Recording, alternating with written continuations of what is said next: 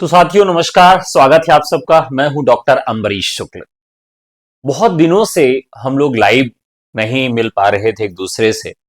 इसकी कई वजहें थी। प्रमुख वजह थी कि एक बड़ा त्योहार हिंदू धर्म के अंतर्गत जो आता है, दीपावली, उसमें सब व्यस्त थे। और आज हम लोग हिंदी साहित्य का इतिहास शुरू कर रहे हैं। कैसे पढ़ना है, किस तरह के सवाल आएंगे और कौन सी किताबों को ध्यान में रखना है, खास करके यदि हम प्री को टारगेट करें। अभी हमारे सामने उत्तर प्रदेश लोक सेवा आयोग से आयोजित होने वाले 3 बड़े एग्जाम्स हैं, जिसमें पहला एलटी ग्रेड है, जिसकी परीक्षा दिसंबर में है। जीआईसी प्रवक्ता, जिसकी परीक्षा संभावित है जनवरी में। और जनवरी से फरवरी भर में गवर्नमेंट डिग्री कॉलेज की परीक्षा भी संभावित है। तीनों जो परीक्षाएं हैं, इसमें हिंदी साहित्य का इतिहास पूछा जाएगा। किस तरह के सवाल पूछे जाएंगे, कौन कौन सी किताबें इसके लिए महत्वपूर्ण होंगी और कितने सवाल इस चैप्टर से बन सकते हैं, ये पूरी बात आपको बताऊंगा। उसके पहले आप सबको बता दूं कि अभ्यास बैच, जिसकी छूट 3 दिन और बढ़ा दी गई है और ये अभ्यास बैच शुरू हो चुका है। आज यूट्यूब पर ही टीजीटी पीजीटी एकेडमी, अपना टीचर्स एकेडमी का ही एक प्लेटफॉर्म है, टीजीटी पीजीटी एकेडमी, जिस पर 10:10 पर आज जो हिंदी साहित्य का इतिहास लेखन यहां पर मैं पढ़ाऊंगा, उससे ही संबंधित महत्वपूर्ण सवाल जो है आपको वहां पर पढ़ने के लिए मिलेंगे। तो ये क्लास 10:10 पर होगी। कहां होगी? टीजीटी पीजीटी एकेडमी पर होगी। ठीक है, तो वहां आप सब आइएगा। वहां पर हम क्या करवाएंगे? एमसीक्यू आपको करवाएंगे। तो ये क्लास टीजीटी पीजीटी एकेडमी पे 10:10 पे होगी। इसके अलावा यदि आप अभ्यास बैच से जुड़ना चाहते हैं, जिसमें केवल प्रैक्टिस करवाई जाएगी, तो उस बैच में जो छूट है वो बढ़ा दी गई है। अभी कैसे जुड़ सकते हैं? 96 28 95 92 37 पर आप व्हाट्सएप करके हमसे जुड़ सकते हैं। इसके अलावा government degree college GDC, government degree college GDC का जो फुल लेंथ बैच है, जिसमें पूरा पढ़ाया जाएगा, नोट्स भी दिया जाएगा, ये चीजें आपको कहाँ मिलेंगी? यहाँ इसका भी बैच शुरू कर दिया गया है। आपको व्हाट्सएप करना है 96 28 95 92 37 पर। ठीक है, तो सबका स्वागत है, बहुत बहुत स्वागत है। शुरू करते हैं आज की क्लास को। देखिए, हिंदी साहित्य के इतिहास की जब भी बात की जाती है, तो ये देखा जाता है कि किस तरह के सवाल हिंदी साहित्य के इतिहास में पूछे जाएंगे और कौन कौन सी किताबें हमें पढ़नी है जो हमारी परीक्षा के लिए अत्यंत महत्वपूर्ण होंगी। देखिए, हिंदी साहित्य का इतिहास जब भी हम बात करते हैं, तो हिंदी साहित्य का इतिहास एक समय ऐसा हुआ करता था जब रचना और रचनाकार से ज्यादा सवाल पूछे जाते थे। लेकिन अब जो ट्रेंड बदल चुका है, बदले हुए ट्रेंड पर हमें रचना रचनाकार को उतना महत्व नहीं देना है, लेकिन रचना रचनाकार हमें याद सब होने चाहिए। रचना रचनाकार के बरक्स, ठीक है, रचना रचनाकार के बरक्स जो चीजें और यहां पूछी जाएंगी, उसमें ध्यान रखिएगा जो सवाल बनेंगे, प्रवृत्तियां और विशेषता। किसी भी काल की प्रवृत्तियां और विशेषताएं, ये 2 चीजें आप जरूर याद रखिएगा, क्योंकि यहां से सवाल ज्यादा बनेंगे अगर हिंदी साहित्य के इतिहास से बनते हैं तो। दूसरा जो महत्वपूर्ण चीज है कि किसी भी रचना की विशेषता आपसे पूछी जा सकती है। रचना की जो है विशेषता आपसे पूछी जा सकती है और रचना पर आधारित जो आलोचना है वह आपसे पूछा जा सकता है। तो पहले सीधे सीधे सवाल पूछ लिया जाता था। मान लीजिए आपसे सवाल क्या पूछा जाता था कि इनमें से कौन सी रचना पृथ्वीराज की है, या इनमें से कौन सी रचना चंद्रबरदाई की है। इस तरह से सवाल पूछे जाते थे। लेकिन अब प्रवृत्तियां विशेषताएं पूछी जाएंगी, रचना की विशेषता पूछी जाएगी, जो रचनाकार हैं उनकी विशेषता, भाषा, शैली इत्यादि पर सवाल होंगे और उन पर आधारित आलोचनात्मक सवाल भी आपसे पूछे जाएंगे। यानी जो आलोचनात्मक कथन है उससे संबंधित भी सवाल आपके यहां पूछे जाएंगे। तो ये पूरी चीजें आप समझ गए होंगे। अब इसके लिए 2-3 चीजें और ध्यान में रख लीजिए कि दो चीजें आप एकदम से अभी से ही समझ लीजिएगा, क्योंकि यहां से आपको सवाल बनेंगे। पहली चीज क्या है कि हिंदी साहित्य का इतिहास रामचंद्र शुक्ल, इस किताब को मतलब आपको पढ़ना ही पड़ेगा, इसके सिवा आपके पास कोई भी ऑप्शन नहीं है। पहली किताब कौन सी है? हिंदी साहित्य का इतिहास रामचंद्र शुक्ल। रामचंद्र शुक्ल का हिंदी साहित्य का इतिहास आपको पढ़ना ही है, और बच्चन सिंह का हिंदी साहित्य का इतिहास आपको पढ़ना ही है। यानी यहां से जो आलोचनात्मक पंक्तियां हैं ये दोनों पूछी जाएंगी। ठीक है, यहां पर ये दोनों पूछे जाएंगे, रामचंद्र शुक्ल और बच्चन सिंह। मैंने इसके अलावा हजारी प्रसाद द्विवेदी, रामस्वरूप चतुर्वेदी, रामविलास शर्मा, नौमर सिंह के भी कथन पूछे जा सकते हैं, लेकिन मुख्यतः दो लोगों को आपको टारगेट करना होगा, एक तो बच्चन सिंह को और एक रामचंद्र शुक्ल को, और उसमें भी सबसे ज्यादा जो टारगेट करना है वो रामचंद्र शुक्ल को टारगेट करना है। इसके अलावा एक चीज और ध्यान में रखना है कि सीधे सीधे वन लाइनर क्वेश्चन नहीं पूछे जाएंगे। अगर पैटर्न देखना चाहते हैं कि पैटर्न किस तरह का होगा, तो एक मॉडल पेपर निःशुल्क आप लोगों के लिए 150 प्रश्नों का सेट आपको अपलोड कर दिया गया है आज ही। आशा करता हूं कि आप सबको मिल चुका होगा। उसके जो सवाल हैं वो आपके पास है, लेकिन उसके जो आंसर्स हैं वो अभी उसमें आपको नहीं होंगे। उसके साथ ओएमआर सीट भी आपको प्रोवाइड कराई गई है। तो आपसे निवेदन यही रहेगा कि आप उसको प्रिंट आउट करवा लें, और प्रिंट आउट करवाने के बाद प्रिंट आउट करवा लीजिए, और प्रिंट आउट करवाने के बाद ओएमआर सीट पर उसको सॉल्व करिए। ओएमआर सीट पे जब आप सॉल्व कर लीजिएगा, उसके बाद फिर उसके आंसर की हम जारी करेंगे। यानी जो ये आपको मॉडल पेपर दिए जाएंगे उसका फॉर्मेट क्या रहेगा? फॉर्मेट यही रहेगा कि हम पहले सवाल को आपको देंगे, फिर आप सवाल को सॉल्व करेंगे, और फिर उसका जो है हम आंसर की आपको प्रोवाइड कराएंगे। तो इस प्रक्रिया के तहत सारी चीजें होंगी। तो 150 सवाल जो जीएस और आपके सब्जेक्ट से संबंधित हैं वो पेपर वन आपको, यानी पहला मॉडल पेपर सबके लिए निःशुल्क है, वो मैंने आपको भेज दिया है। तो आशा करता हूं कि आप सब उसको जरूर देखेंगे और उसको सॉल्व करेंगे, क्योंकि पेपर आपका ऑफलाइन होना है। तो प्रिंट करके घर पे अलार्म लगाकर और बढ़िया से आप पेपर दीजिएगा, यही आपसे निवेदन है, जिससे आपको मालूम चल सकेगा कि हमारा पेपर कैसा बनता है, हमारा सवाल कैसा आता है। क्लियर है सबको?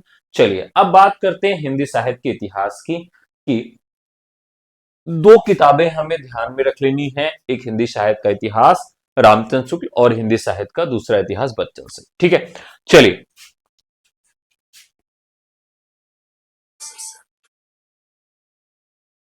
चलिए आगे बढ़ते हैं। अब सीधे बात करेंगे हिंदी साहित्य के इतिहास की।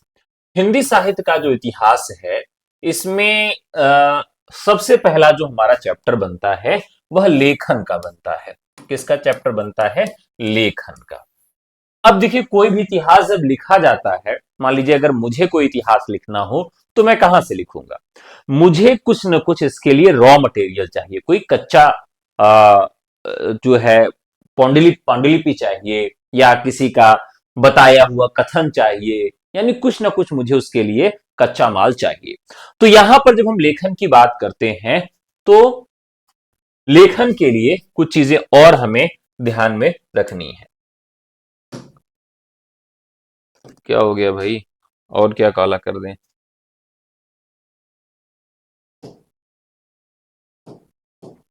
चलिए, हो गया काला। जब हम लेखन की बात करते हैं, लेखन की इसकी बात करते हैं, लेखन की, तो इतिहास लेखन में सबसे पहला जो आता है कि इसकी परिभाषा पर बात करते हैं। इसकी विभिन्न परिभाषाएं गढ़ी गई हैं, लेकिन एक दो परिभाषा हिंदी साहित्य इतिहास लेखन की है जिसे हम याद रखें। कवि के कर्मों को विकास प्रक्रिया में न्यायोचित दिखाना। कवि के कर्मों को विकास प्रक्रिया में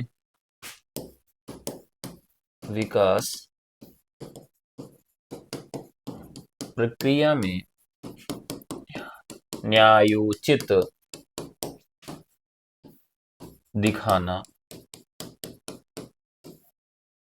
दिखाना, ही इतिहास है,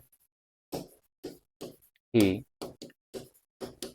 इतिहास है। कथन है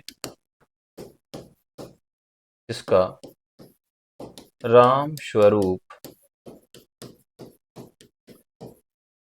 चतुर्वेदी का। अब देखिए, ये सारे जो पॉइंट्स हैं, यानी रामचंद्र शुक्ल के जो कथन है, बच्चन सिंह के जो कथन है, हजारी प्रसाद द्विवेदी के जो कथन है, थोड़ा सा आप सबको काम ज्यादा करना पड़ेगा, पढ़ना अधिक पढ़ना पड़ेगा। मैं ऐप में आपको ये सारी चीजें डलवा दूंगा, ये सारे जो आलोचनात्मक कथन है ये आपके काम कर जाएंगे। लेकिन ये देखिए, जो सारी चीजें हैं पेपर ऐप में है भाई, यहां पर पेपर कहां मिलेगा, पेपर ऐप में डलवा दिया गया है। हाँ, तो ये कथन काफी महत्वपूर्ण हो जाता है। साहित्य का इतिहास बदलू हुई अभिरुचियों और साहित्य का इतिहास बदलू हुई अभिरुचियों और बदली हुई अभिरुचियों और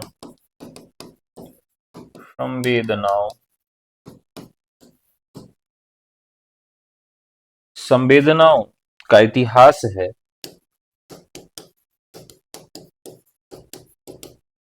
जिसका सीधा संबंध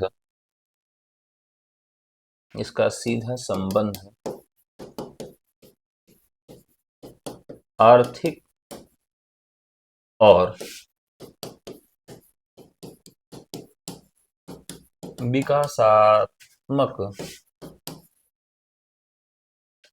और विकासात्मक चिंतन से है।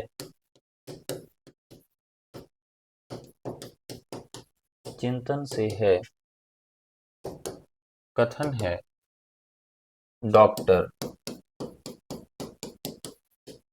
नगेंद्र का।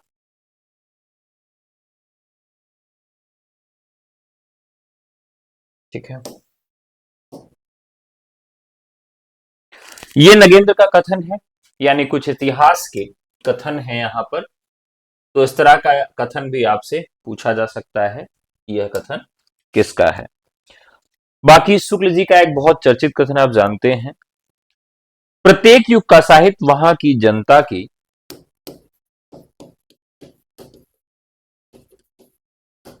प्रत्येक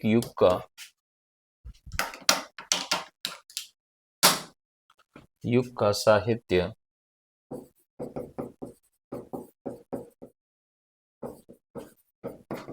वहां की जनता की चित्तवृत्तियों का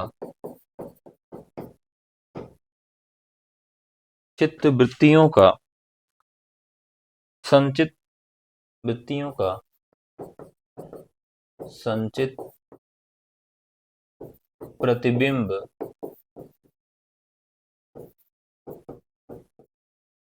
होता है। अब ये जो स्टेटमेंट है यह किसका है, रामचंद्र शुक्ल का है। और आप सब देखें तो ये स्टेटमेंट जो है कई बार पूछा जा चुका है, ये स्टेटमेंट जो है वह कई बार पूछा गया है कि अमुक कथन किसका है, इस तरह का सवाल बनता है।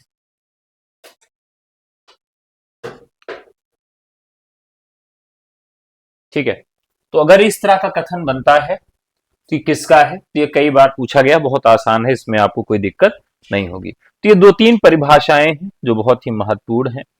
इसके बाद जो आता है वह आता है इतिहास लेखन की पद्धतियां। इतिहास लेखन की पद्धति।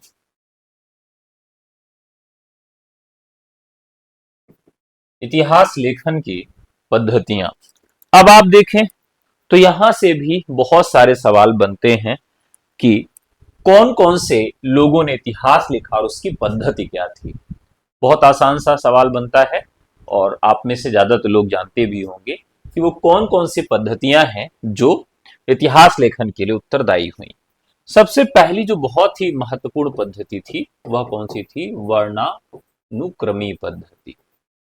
अब इस वर्णानुक्रमी पद्धति की बात करें तो इसमें क्या होता था, इसमें रचनाकार जो होते थे, जो रचनाकार होते थे, उनके द्वारा उन रचनाओं को किस क्रम में रखा जाए, यह एक विचारात्मक सवाल होता था। यानी अगर आपको रामचंद्र शुक्ल, हजारी प्रसाद द्विवेदी और बच्चन सिंह को इतिहास के ग्रंथ में लिखना है, तो आप सबसे पहले किसको रखेंगे? हजारी प्रसाद द्विवेदी को लिखेंगे, रामचंद्र शुक्ल को लिखेंगे, या बच्चन सिंह को लिखेंगे? तो इसके निर्णय में उन्होंने यह आधार बनाया कि हम वर्ण को आधार बनाएंगे। किसको आधार बनाएंगे? वर्ण को। और किसके वर्ण को? यानी रचनाकार के वर्ण को वो आधार बनाएंगे। ठीक है, तो इसमें क्या ध्यान में रखा जाता है? वर्णमाला, वर्णमाला के वर्णों के क्रमानुसार लेखन इसमें होता है। यानी अब रामचंद्र शुक्ल, हजारी प्रसाद द्विवेदी और बच्चन सिंह को अगर देखें तो जो वर्णमाला में सबसे पहले आएगा उसी को इसमें रखा जाएगा। और इसके प्रथम प्रयोगकर्ता कौन थे? कौन प्रथम प्रयोगकर्ता कौन थे? तो इसके प्रथम प्रयोगकर्ता कौन थे? वो थे गारसा दतासी। अब ये एक फ्रेंच लेखक थे और मुख्यतः पादरी भी थे। भारत में इनको नौकरी करने के लिए पदस्थ किया गया था, नौकरी करने के लिए यहां पर भेज दिया गया था, यानी एक अधिकारी के रूप में भारत आए हुए थे। और इन्होंने यह इतिहास लिखा और फ्रेंच भाषा में लिखा। इसमें दो तरह के इतिहास लिखे गए। क्या लिखे गया?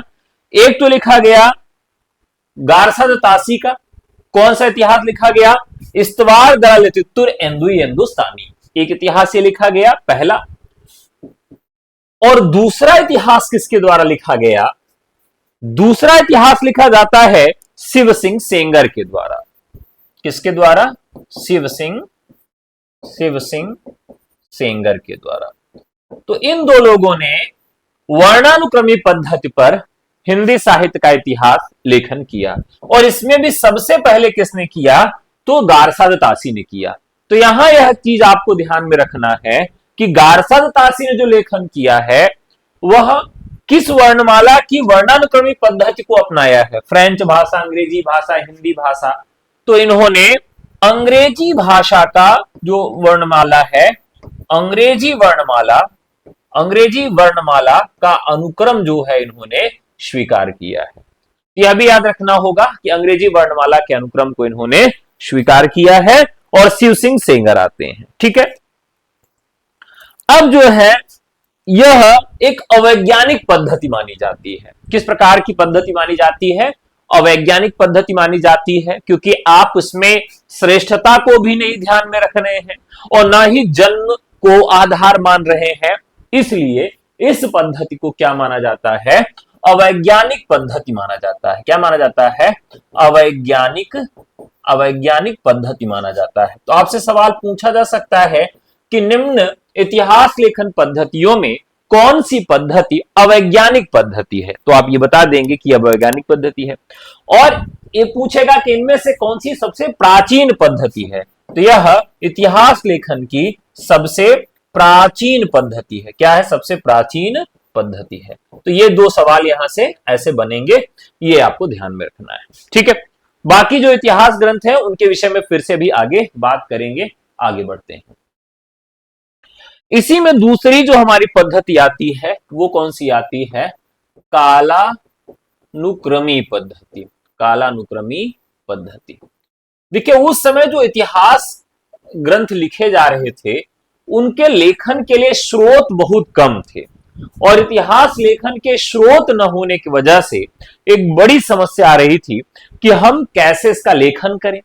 तो इस वजह से कालानुक्रमी पद्धति पर लेखन बहुत ही कम लोगों ने करने का प्रयास किया। ठीक है, इसमें क्या किया जाता है? जन्म काल को आधार बनाया जाता है। जन्म काल को आधार बनाया जाता है।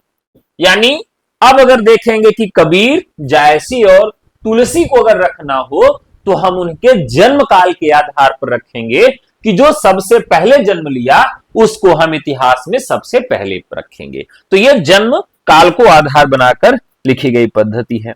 ठीक है, और यह सबसे लोकप्रिय प्रचलित पद्धति है। क्या है ये? लोकप्रिय और प्रचलित पद्धति। तो आपसे सवाल पूछा जा सकता है कि इतिहास लेखन की सबसे लोकप्रिय और सबसे प्रचलित पद्धति कौन सी है? तो आप बताएंगे कि कालानुक्रमी पद्धति है। ठीक है, और इस पर कौन सा ग्रंथ लिखा गया? तो इस पे जो ग्रंथ लिखा वो डॉक्टर ग्रियर्सन ने लिखा। क्या लिखा? The modern vernacular literature of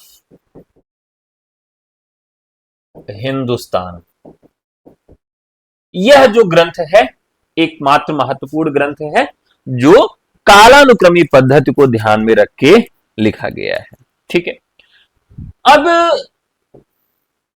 ध्यान में रखिएगा कि ऐसे भी क्रम पूछ सकता है कि इतिहास लेखन पद्धतियों को क्रम में लगाइए। तो सबसे पहले आप किसको रखेंगे?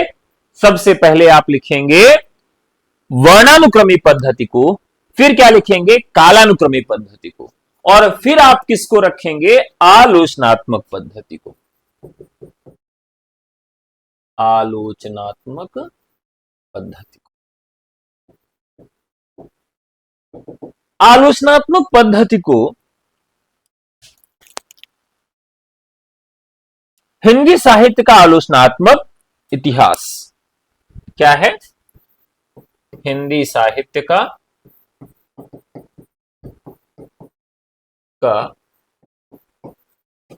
आलोचनात्मक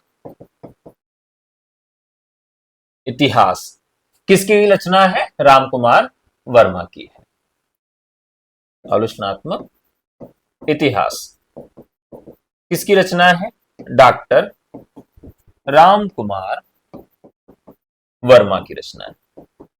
अब इस इतिहास ग्रंथ का जो लेखन है इसमें क्या ऐसी खास बात है आलोचनात्मक पद्धति में जो अन्य से भिन्न है?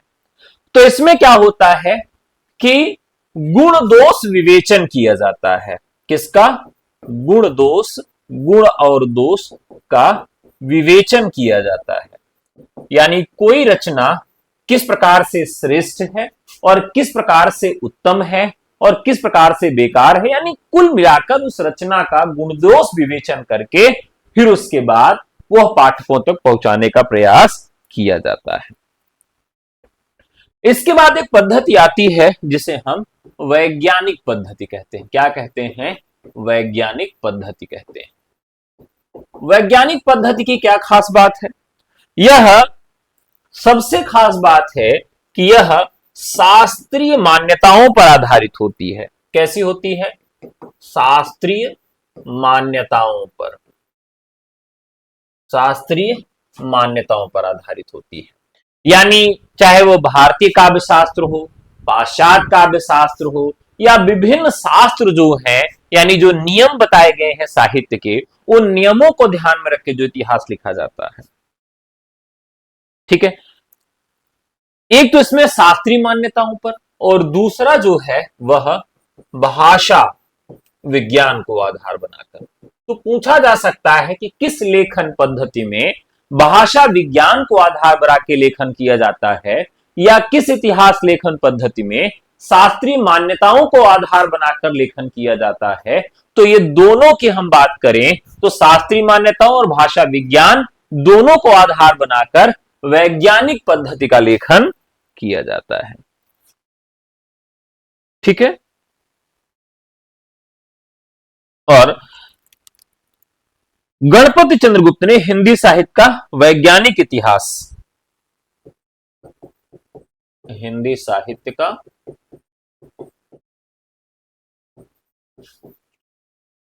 वैज्ञानिक इतिहास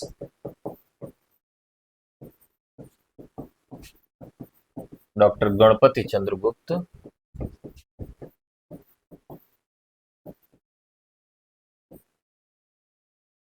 डॉक्टर गणपति चंद्र गुप्त मिल जाते हैं। ठीक है, ये आपको एकदम समझ में आ गया होगा कि इसमें भाषा विज्ञान को ध्यान में रखा जाता है। कोई रचनाकार है तो उसकी भाषा कैसी है, उसकी रचनाएं किस भाषा में लिखी गई हैं, उन रचनाओं की भाषा के आधार पर क्या निर्णय लिया जा सकता है, और जो काव्यशास्त्र की मान्यताएं हैं उन मान्यताओं के आधार पर हम उस रचना का किस प्रकार से मूल्यांकन करते हैं। इसके बाद एक पद्धति आती है जिसे हम समाज शास्त्रीय पद्धति कहते हैं। क्या कहते हैं? समाज शास्त्रीय पद्धति। अब समाज शास्त्रीय पद्धति में क्या देखने के लिए मिलता है? अब इसमें यह देखा जाता है कि कोई भी रचना किस प्रकार से समाज को प्रभावित कर रही है। तो रचना का समाज पर प्रभाव क्या है, इस आधार पर, यानी रामचरितमानस साहित्य में बहुत सारी रचनाएं लिखी गई, क्या हो गई? विलुप्त हो गई, उनको कोई जानता ही नहीं है। और बहुत सारी रचनाएं ऐसी हैं जो लोगों के स्मरण में है और उनकी जुबान पर है, जैसे रामचरितमानस। तो लगभग हिंदू घरों में और बहुत सारे मुसलमान घरों में भी रामचरितमानस की दोहा चौपाइयां आम बोलचाल की भाषा में प्रयोग की जाती हैं, उनके उदाहरण दिए जाते हैं। तो इसका मतलब यह हुआ कि समाज पर उस रचना का क्या प्रभाव पड़ा, इस आधार पर जो इतिहास लेखन हुआ उसे हम क्या कहते हैं? समाज शास्त्रीय पद्धति कहते हैं। ठीक है, हजारी प्रसाद द्विवेदी की जो तीनों पुस्तकें हैं वो इस पद्धति पर लिखी गई हैं। ठीक है, कौन कौन सी? हिंदी साहित्य की भूमिका, हिंदी साहित्य की भूमिका, हिंदी साहित्य का उद्भव एवं विकास, हिंदी साहित्य का उद्भव व विकास, और हिंदी साहित्य का आदिकाल, हिंदी साहित्य का आदिकाल। ये तीन कृतियां जो इतिहास को समाज के प्रभाव के आधार पर अपने को व्याख्यायित करती हैं, इसे हम समाज शास्त्रीय पद्धति के नाम से जानते हैं। एक और पद्धति है जो काफी महत्वपूर्ण है, जिस पद्धति को हम क्या कहते हैं? विधेयवादी, विधेयवादी पद्धति कहते हैं। क्या कहते हैं साथियों? इसे हम विधेयवादी पद्धति कहते हैं। और विधेय का तात्पर्य क्या हुआ? देखिए, हमने एक वैज्ञानिक पद्धति पढ़ा था और एक आलोचनात्मक पद्धति पढ़ा था ना। आलोचनात्मक पद्धति में हमने ये देखा था कि हम उसके गुण दोष विवेचन को आधार में रखते हैं, और एक हमने वैज्ञानिक पद्धति भी पढ़ा था। अब इसके बाद जो विधेयवादी पद्धति है, यह नवीनतम और सर्वश्रेष्ठ पद्धति इसको माना जाता है। क्या माना जाता है? नवीनतम और सर्वश्रेष्ठ पद्धति। अब आपसे सवाल पूछेगा कि इतिहास लेखन की सबसे प्राचीन पद्धति कौन सी है, और इतिहास लेखन की सबसे नवीन पद्धति कौन सी है, और इतिहास लेखन की सबसे लोकप्रिय पद्धति कौन सी है। अब अगर आपसे इतिहास लेखन की सबसे लोकप्रिय पद्धति पूछे तो आप बताएंगे कि जैसे वर्नाक्युलर लिटरेचर ऑफ हिंदुस्तान, यानी ग्रियर्सन वाला लेखन जो है, जिसमें हमने क्या रखा है? काल के अनुक्रम के आधार पर लेखन किया। सबसे प्राचीन पद्धति कौन सी थी? वर्णानुक्रमी पद्धति थी, जिसमें गारसा तासी और शिव सिंह सेंगर ने लिखा। सबसे नवीन और सबसे श्रेष्ठ पद्धति कौन सी है? तो नवीनतम और सर्वश्रेष्ठ पद्धति है जिसे हम विधेयवादी पद्धति के नाम से जानते हैं। अब इसमें कुछ चीजों को ध्यान में रखा जाता है, पूछा भी जा सकता है आपसे। तो रचनाकार की जाति, वातावरण, उस समय क्या समझ था, क्षण, युग, भाषा विकास क्रम, भाषा विकास क्रम, शास्त्रीय मान्यता, मान्यता, रचनाकार की समाज को देन, और इसके अलावा रचना का मूल्यांकन, रचना का मूल्यांकन। ठीक है। अब अब इसको हम देखें तो अब तक जितनी भी इतिहास लेखन पद्धतियां आई, लगभग सभी इतिहास लेखन पद्धतियों को इसमें शामिल किया गया है। जितनी भी इतिहास लेखन पद्धतियां थीं, लगभग सभी इतिहास लेखन पद्धतियों को इसमें शामिल कर दिया गया है। अब इसके जन्मदाता कौन है, यह भी सवाल पूछा जाएगा कि इसके जन्मदाता कौन है। तो तेन है। इसके जन्मदाता कौन है? तेन है। ये कई बार पूछा जा चुका है, इसलिए इन्हें क्या माना जाता है? आधुनिक इतिहास का जनक भी माना जाता है। ठीक है, इन्हें क्या माना जाता है? आधुनिक इतिहास का जनक माना जाता है। और इस पद्धति को विकासवादी पद्धति भी कहते हैं, यानी इसे विकासवादी पद्धति के नाम से भी जाना जाता है। और आधुनिक इतिहास का जनक तेन को माना जाता है, और इस पद्धति के जन्मदाता भी यही माने जाते हैं। अब इसकी एक बहुत बड़ी विशेषता थी जो पूछी जाएगी। क्या इसकी सबसे बड़ी विशेषता थी? वह ये है दोहरे नामकरण की प्रवृत्ति। इसके अलावा बहुत सारे इतिहास लिखे गए जो विचारधाराओं के आधार पर लिखे गए। किसके आधार पर?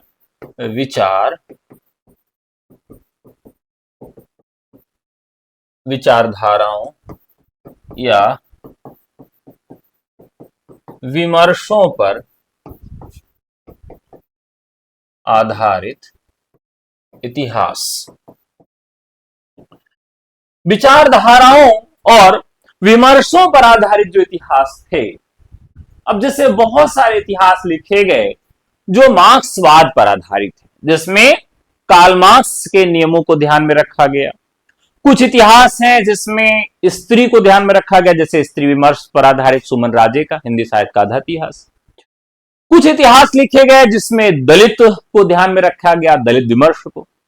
तो विमर्श और विचारधाराओं पर आधारित भी इतिहास लिखे गए, और यह एक नवीन प्रक्रिया थी इतिहास लेखन की। ठीक है, तो ये तो जो प्रमुख इतिहास लेखन था वो मैंने आपको बता दिया। यहां से सवाल पूछा जाना तय है, सवाल पूछे जाते हैं। अब यहां तक हमने जब देख लिया तो एक बड़ा सवाल आता है कि जो इतिहास लेखन है उसका माध्यम क्या था, यानी वो रॉ मटेरियल कच्चा माल लोगों ने कहां से ग्रहण किया और उसके बाद उन्होंने इतिहास लेखन किया। तो इसको देखते हैं यहां पर आके। इतिहास लेखन का स्रोत, इतिहास लेखन का स्रोत। अब देखिए साथियों, थोड़ा फास्टेड मोड में हम लोगों को लिखना है, तैयारी करनी है, क्योंकि बहुत अगर डीपली लिखते जाएंगे तो फिर समय से कोर्स पूरा नहीं हो पाएगा। तो इसलिए हम चीजों को सॉर्ट करवा रहे हैं। सॉर्ट कैसे करवा रहे हैं? जैसे मैंने आपको यहां लिखा दिया कि भाई मैंने जैसे स्रोत की बात करें तो राम कुमार वर्मा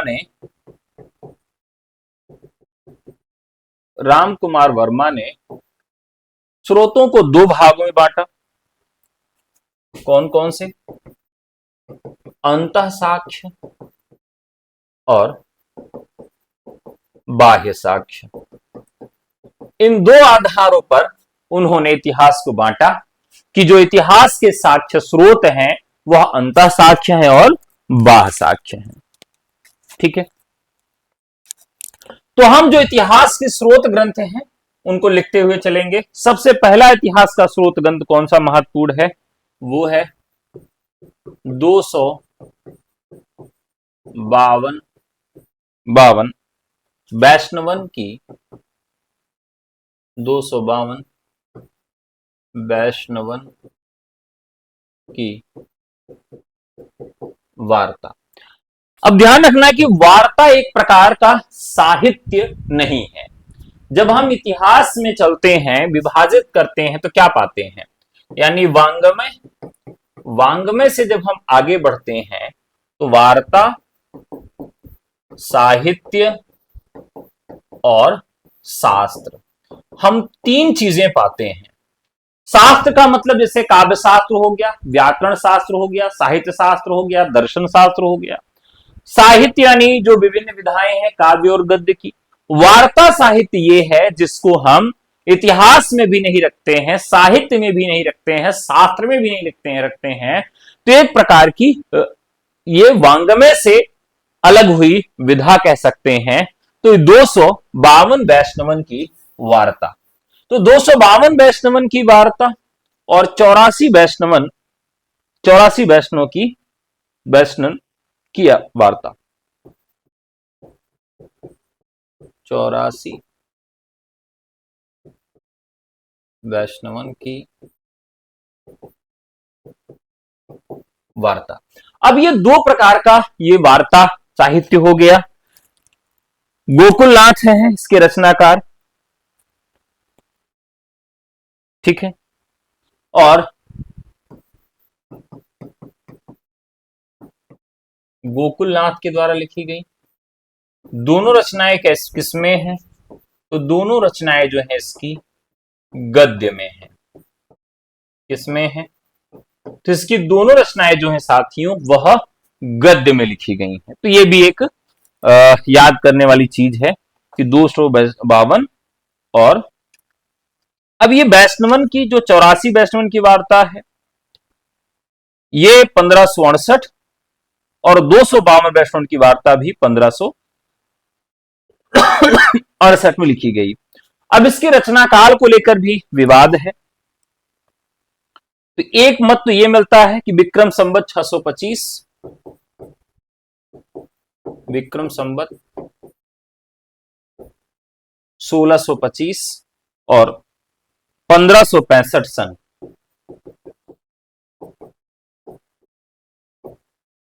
इसका समय माना जाता है दोनों रचनाओं का। और कुछ जगहों पर आपको यह मिलेगा 1568 ईस्वी। तो कुछ जगहों पर इसका समय क्या मिलता है?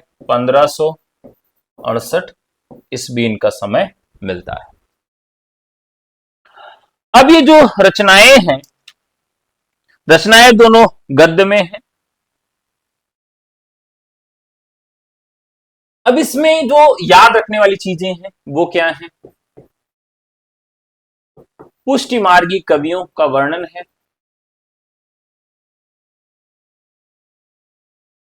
पुष्टिमार्गी कवियों का वर्णन है इसमें, जो पहली महत्वपूर्ण बात है। दूसरी चीज इसमें क्या मिलती है, अष्टछाप के कवियों का वर्णन है। अष्टछाप के कवियों का वर्णन मिलता है।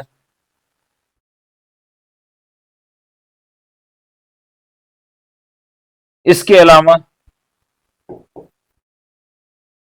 वल्लभाचार्य की शिष्य परंपरा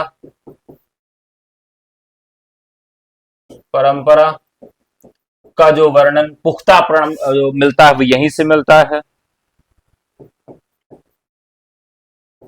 सूरदास का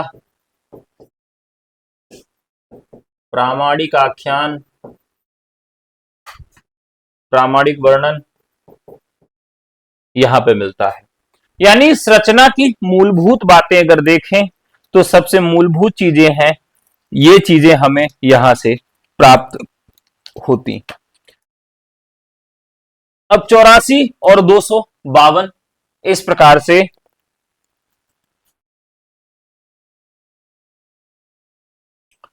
कवियों का वर्णन भी देखने के लिए मिलता है। और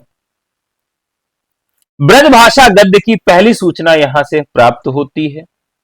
और अगर आप कृष्ण काव्य को जानना चाहते हैं तो कृष्ण काव्य को जानने का सबसे अच्छा स्रोत भी यही रचना मानी जाती है। इसके बाद जो दूसरी चर्चित रचना है जो स्रोत के रूप में है, यानी वहां से आधार बना के इतिहास लिखा गया, उस रचना का नाम है भक्तमाल। अब भक्तमाल कैसी रचना है, तो इतिहास नहीं है, इतिहास लेखन का स्रोत है। क्या है ये, इतिहास लेखन का स्रोत है। रचनाकार कौन है, नाभादास है। नाभादास का नाम पूछा जाता है कि इनका मूल नाम क्या था, मूल नाम था इनका नारायण दास।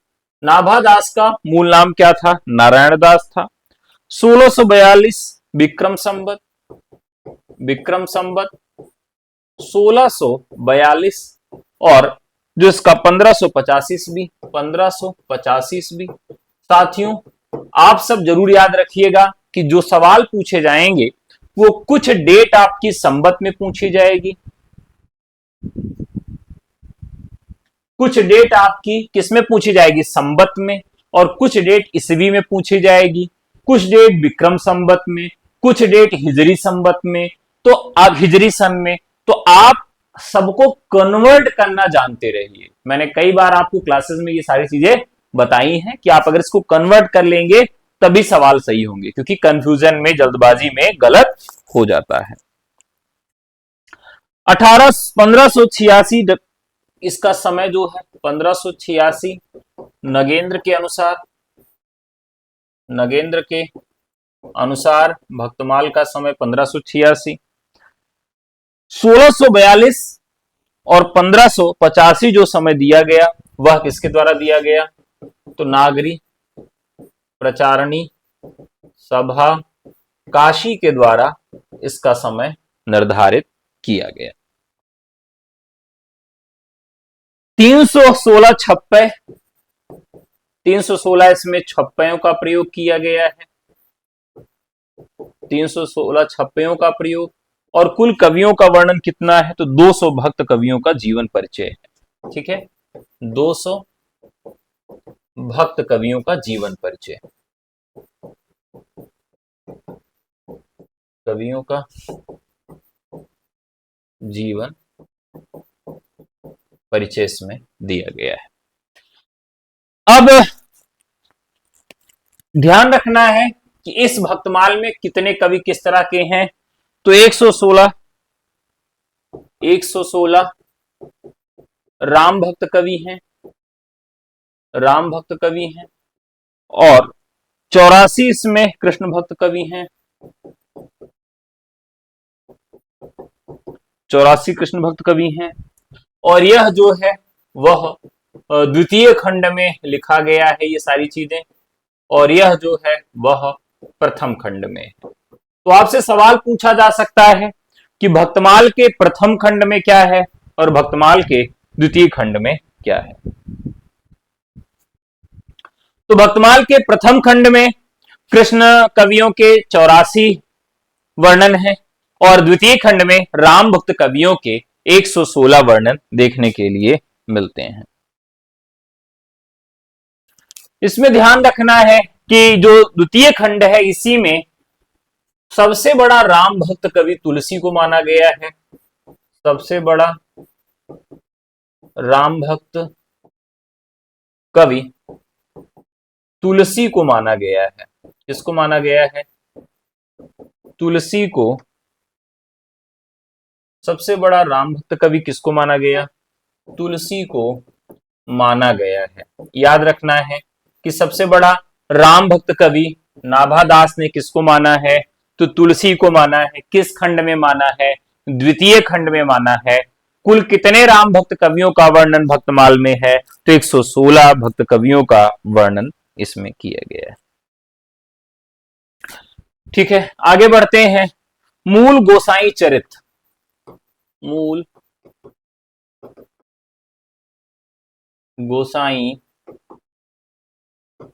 मूल गोसाई चरित की बात करें साथियों, तो मूल गोसाई जो है बेड़ी माधव दास की है। 1687 बेड़ी माधव दास की है। 1687 संवत की रचना है। अब इस रचना में खास बात क्या है? विक्रम संवत की है और ये तुलसीदास के शिष्य थे। 280 इसमें कुल छंद हैं और ये कौन थे? तो ये तुलसीदास के शिष्य थे। तुलसीदास के ये शिष्य थे। देखिए, हिंदी साहित्य के इतिहास लेखन से संबंधित कितने सवाल आपके यहां पूछे जा सकते हैं? तो सामान्य तौर पर 3 सवाल और अधिकतम 5 सवाल आपके यहां इस चैप्टर से पूछे गए हैं। यानी अब तक का इतिहास देखें, चाहे वो एलटी का हो, जीआईसी का हो, या वो टीजीटी पीजीटी का हो, गवर्नमेंट डिग्री कॉलेज जीडीसी का हो, यानी 3 सवाल से 5 सवाल जो है हिंदी साहित्य के इतिहास लेखन, काल विभाजन, नामकरण, स्रोत से पूछे जाते हैं। पद्धतियां, विशेषताएं, प्रवृत्तियां, इनसे पूछे जाते हैं। तो इसी को आधार बनाकर हमें तैयारी करनी है।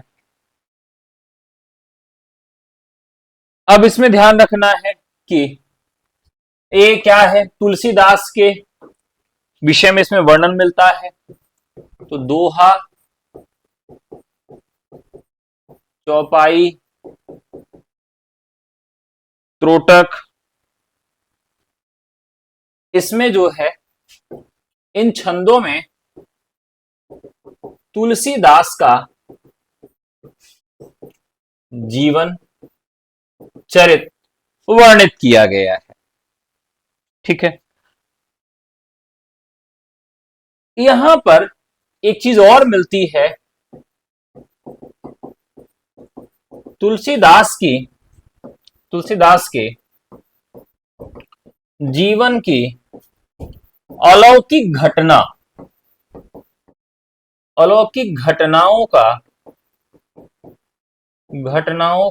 वर्णन आपसे पूछा जा सकता है कि तुलसीदास के जीवन की अलौकिक घटनाओं का वर्णन किस रचना में मिलता है?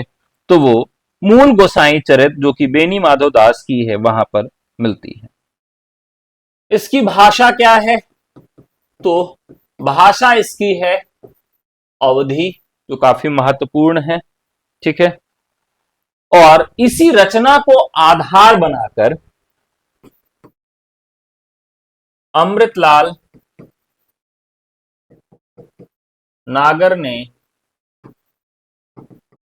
इसी रचना को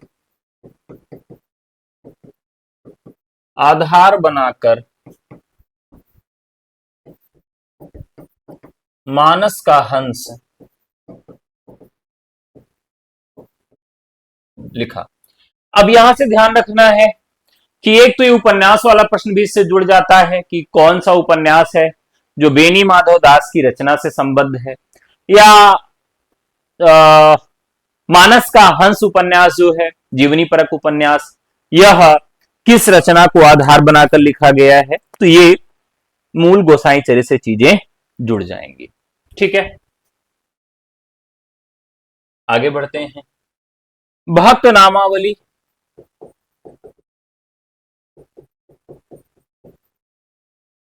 भक्त नामावली जो रचना है ध्रुवदास की है, 1698,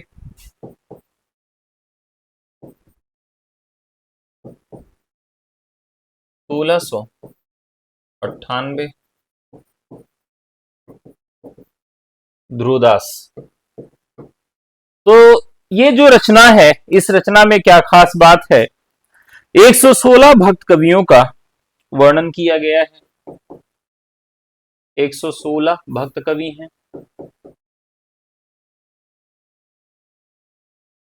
और इसमें सबसे अंतिम कवि कौन है? तो यहां लिखेंगे अंतिम कवि।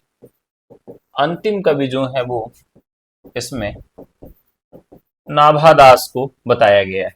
यानी इसके अंतिम कवि कौन है, अगर ये सवाल पूछे तो आप बताएंगे कि अंतिम कवि इसमें नाभादास को माना गया है। ठीक है, इसके अलावा कुछ और इतिहास के स्रोत हैं जिनसे सवाल पूछा जाता है। Kabir and the Kabir Panth, Kabir and the Kabir Panth, ये अंग्रेजी की कविता है, बेसकट है 1642 1664 में। बेसकट, तो बेसकट ने इस रचना को लिखा, और ये काफी महत्वपूर्ण है। जो कबीर के विषय में जो रॉ मटेरियल है इतिहास लेखन के स्रोत के लिए, यहां से बहुत सारे कवियों ने लिया। एक रचना और है जो पूछी जाती है, काफी कंफ्यूज हो जाते हैं लोग, किसकी विधा पूछी जाती है। किसकी विधा क्या है? रचना का नाम है कविमाला, और देखने में लगती है कि ये कोई काव्य होगा। हरिराय तुलसी हैं, 1712, किसकी रचना है? हरिराय तुलसी की रचना। और इस रचना का जो समय अगर आपसे निर्धारित करने के लिए पूछा जाएगा तो आप बताएंगे कि ये रीतिकाल के आसपास की रचना मानी जाती है, और इसमें 74 कवियों का वर्णन या परिचय मिलता है। 10:10 पर टीजीटी पीजीटी एकेडमी पर आज हिंदी साहित्य के इतिहास लेखन, काल विभाजन और नामकरण से संबंधित महत्वपूर्ण प्रश्नों की श्रृंखला होगी। आप सब वहां पर रहिएगा। कालिदास हजारा, कालिदास हजारा, कालिदास हजारा जो है 1775 विक्रम संवत की रचना है, और किसकी रचना है? तो यह रचना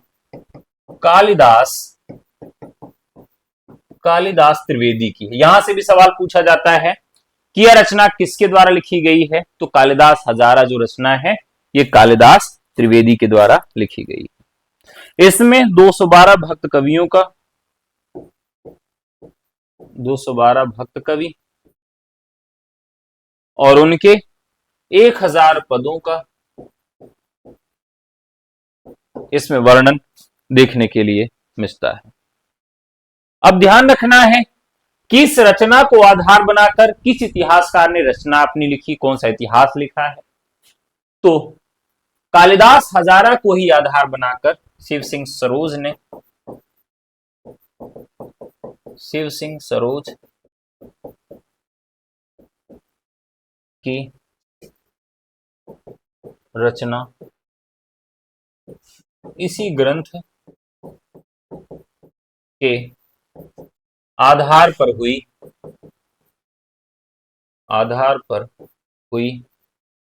और यह रचना वर्णानुक्रमी पद्धति पर लिखी गई एक रचना है।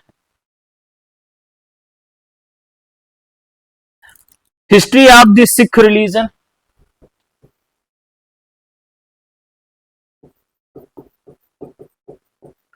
History of the Sikh religion. अब ध्यान रखिए, क्योंकि हमारे यहां भक्त कवियों में निर्गुण काव्य परंपरा के अंतर्गत सिख कवियों को भी पढ़ा जाता है। तो मैकाली किसके रचनाकार हैं? संवत 1964 मैकाली के द्वारा यह लिखी गई रचना है। एक और रचना है जिसकी चर्चा हम लोग बार बार करते रहते हैं, और हम लोग मजाक मजाक में जब इस रचना को याद करते हैं तब भी कहते हैं कि 1782 में आजकल क्या समय आ गया है कि काव्य का निर्णय कौन कर रहे हैं? भिखारी कर रहे हैं। तो रचनाकार कौन हो जाते हैं? भिखारी दास। तो मुख्य तौर पर यह रचना इतिहास के स्रोत के तौर पर भी प्रयोग की जाती है और यह रीति ग्रंथ है। थोड़ा बहुत इसमें इतिहास विषयक जानकारी भी मिलती है। तो मुख्यतः यह किस प्रकार का ग्रंथ है? रीति ग्रंथ है। रीति ग्रंथ है और इतिहास से संबंधित थोड़ी बहुत जानकारी यहां से भी देखने के लिए मिलती है। कवि नामावली मोस्ट इंपॉर्टेंट रचना है इस श्रेणी में। कवि नामावली,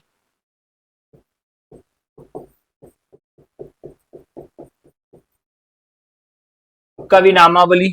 अब यह रचना ध्यान रखना है, यह क्या है? सूदन की रचना है 1810 की। 1810 सूदन।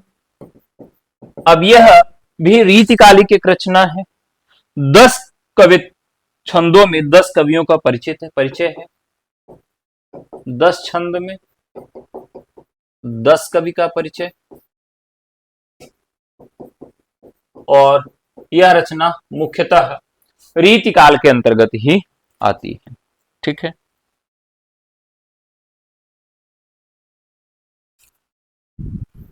एक और रचना लेते हैं,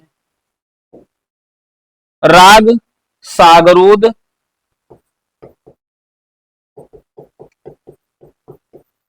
राग सागरोद, भवराग। यह भी इतिहास विषयक रचना है, कृष्णानंद की है।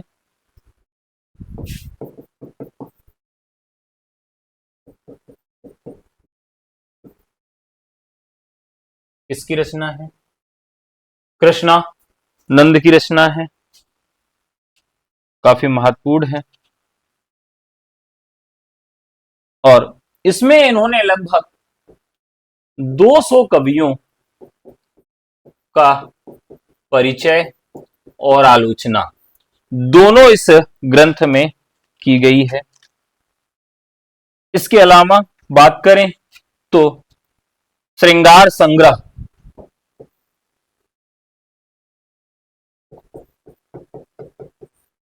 श्रृंगार संग्रह सरदार कवि की है। किसकी रचना है? श्रृंगार संग्रह सरदार कवि की है। और 1904 विक्रम संवत।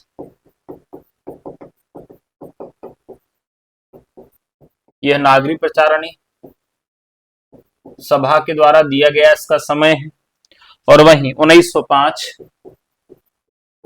इसका समय डॉक्टर नगेंद्र मानते हैं। 125 कवि और उनके काव्यांगों का वर्णन है। 125 कवि और काव्यांगों का वर्णन इस रचना में मिलता है। ठीक है। इसके अलावा कवि रत्नमाला रचना है, कवि रत्न माला। मुंशी देवी प्रसाद 1959 संवत मुंशी देवी प्रसाद। यह भी इतिहास का स्रोत है और 108 रचनाकार का वर्णन इसमें देखने के लिए मिलता है। इसके अलावा Gorakhnath and the Kanphata yogis,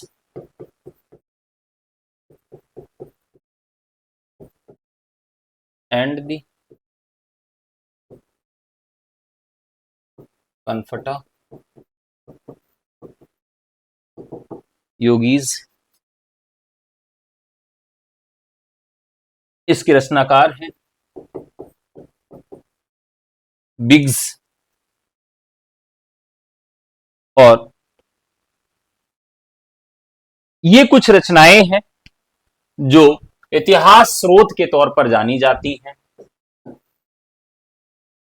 बिग्स की रचना है। इसके अलावा गुरु ग्रंथ साहिब,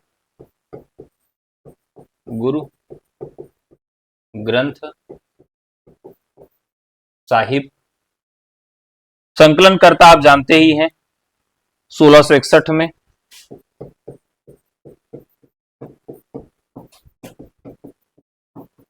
अर्जुन देव ने इसका संकलन किया क्योंकि इसके एक लेखक कोई है नहीं, और इसमें 16 संत कवियों का वर्णन है। तो मोस्ट इंपॉर्टेंट यहां सवाल पूछा जाता है कि गुरु ग्रंथ साहिब में कुल कितने संत कवियों का वर्णन है। इसके अलावा सतकवि गिरा विलास, और ये बलदेव के रचनाकार हैं। बलदेव के रचनाकार हैं और इसमें कुल 17 कवियों का, इसमें कुल 17 कवियों का वर्णन मिलता है। विद्वान मोद तरंगिणी, विद्वान मोद तरंगिणी, इसके रचनाकार सुब्बा सिंह हैं। 46 कवि, इसके रचनाकार सुब्बा सिंह हैं। ठीक है। रसचंद्रोदय,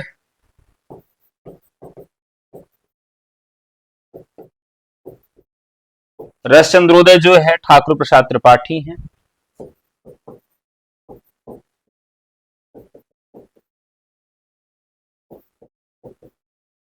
इसके रचनाकार ठाकुर प्रसाद त्रिपाठी हैं और बुंदेलखंड के 242 कवि हैं। बुंदेली 242 कवियों का वर्णन इसमें किया गया है। इसके अलावा एक रचना और मिलती है दिग्विजय भूषण,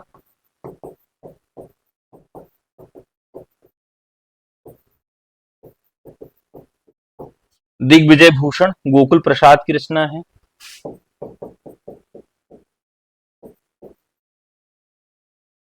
रचना किसकी? गोकुल प्रसाद की है और इसमें 192 कवि हैं। 192 कवियों का संकलन है। और सबसे अंत में जो पेपर में कई बार पूछा गया है, काव्य संग्रह, कई बार पूछा गया है। महेश दत्त का 1932, महेश दत्त, ये कई बार पूछा गया है महेश दत्त का, और इसमें 400 कवियों की रचनाओं का संकलन है। तो ये रहा आपका इतिहास लेखन स्रोत। बज चुके हैं रात के 10:10।